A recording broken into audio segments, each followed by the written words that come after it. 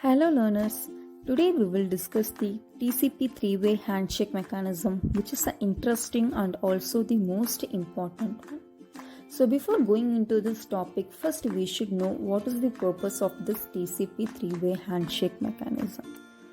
So generally in a network, before transmitting a data, the TCP uses three-way handshake process to establish a reliable connection between the sender and the receiver. Since it goes through the three steps for making a connection, so it is called as three-way handshake process. So first let us look some basics. TCP stands for Transmission Control Protocol, which indicates that it does something to control the transmission of a data in a reliable way. Now consider a scenario with the client and the server. On first step, the client is asking for a connection from the server, that is, I want to make a connection with you. Can you make it for me?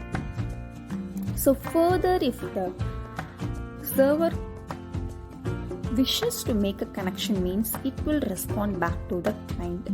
And finally, they both will make a connection and start communicating with each other. Now let us go a little bit technical. Suppose a client wants to get web pages from a server. But before this web page transmission, first TCP establish a connection through three-way handshake process. On the first step, the client wants to establish a connection with the server. So it sends the SYN segment. SYN is nothing but the synchronization, that is the connection. This message simply asks, hello server, can you make a connection for me? Or can you open a connection for me? On the second step, the server responds to the client request with the SYN plus ACK. Here ACK means acknowledgement. It signifies the response of the previous segment. SYN signifies with what sequence number it is likely to start. So this message simply asks, yes, I would also like to have a connection with you. Could you please open for me?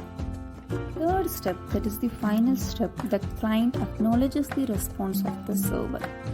The message is, yes, thanks a lot, we will make a happy communication.